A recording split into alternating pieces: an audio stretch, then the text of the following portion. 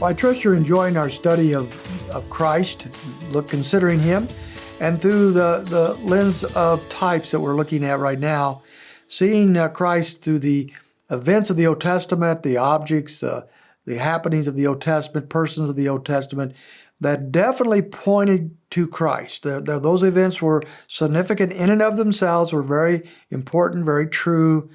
They spoke to the Old Testament people, but they also pointed to something greater in the future, which would be found in either Christ himself or the work of Christ. And we're looking at another type today, and that is the priesthood of Jesus Christ. The Old Testament system was set up with a priesthood, a system of priests. And the high priest was Aaron, the original high priest. And it was from his descendants that all the high priests would take over forever. They would be the high priest of the future. And those high priests did certain things. In particular, the high priests were able to go into the Holy of Holies on the Day of Atonement once a year to make a special sacrifice for the sins of the people of Israel. Only the high priest could do that, only once a year, and there's a very significant procedure, protocol that he had to go through to do that. And we find that in, I believe, Leviticus chapter 17. But Jesus Christ is also a high priest, and only the book of Hebrews and all the New Testament speaks of him as being our high priest. And so there's a lot here for us. And what's interesting is, although Jesus is our high priest, he's not a high priest after Aaron. He's not from the descendants of Aaron. And that would really confuse, or at least could confuse the Jewish people who were reading this right off the bat. They knew that Jesus could not be their high priest, according to the Old Testament system, because Jesus was not from the tribe of Levi, nor from the lineage of Aaron. Jesus, rather, was from the tribe of Judah. And so he could not be our actual high priest according to the Old Testament system.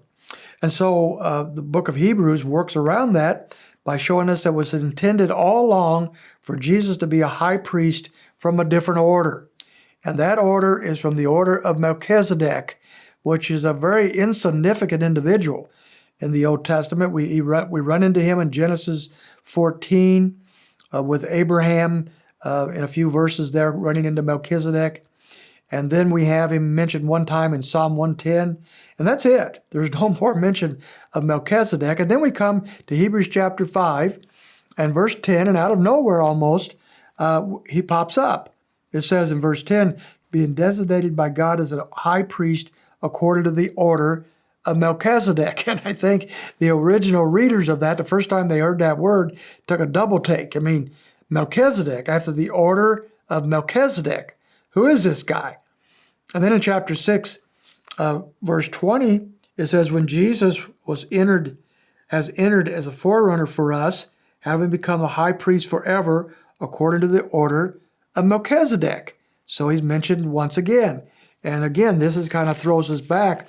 What in the world are we being taught in the book of Hebrews? Well, we find that he is our high priest, and there's so many wonderful things as a high priest that he does. The Old Testament order of high priest pointed to something significant in Christ. What the high priest did for the people of Israel in the Old Testament, Jesus would do perfectly for us in the New Testament, but even there, he has a different order that and also brings in a different covenant or a set of promises as a result. Now we turn to chapter 6 to learn more about this high priesthood of Melchizedek. Verse 20, when he says here in verse 20, well, we just read that. Look at chapter 7 and look at verse 11. Now, if perfection was through the Levitical priesthood, for on the basis of it people received the law, what further need was there for another priest to arise according to the order of Melchizedek? That's a good question. And not be designated according to the order of Aaron. Why this change of priesthood? For when the priesthood is changed, of necessity, there takes place a change of law also. So he's pointing out that because Christ is from a different order of priesthood, there's also a different set of laws.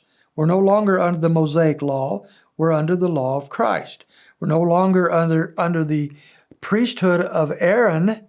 We're under the priesthood of Jesus Christ. He's our high priest, not Aaron.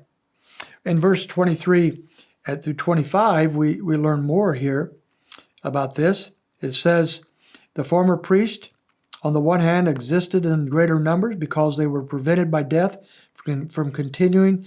But Jesus, on the other hand, because he continues forever, holds his priesthood permanently. Therefore, he's able to save forever those who draw near to God through him, since he always lives to make intercession for them.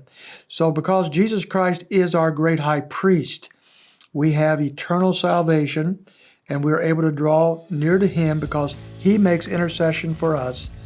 As the Old Testament priest did for the people there, imperfectly, Christ does for us perfectly as our great high priest. Consider that as you think about Jesus Christ.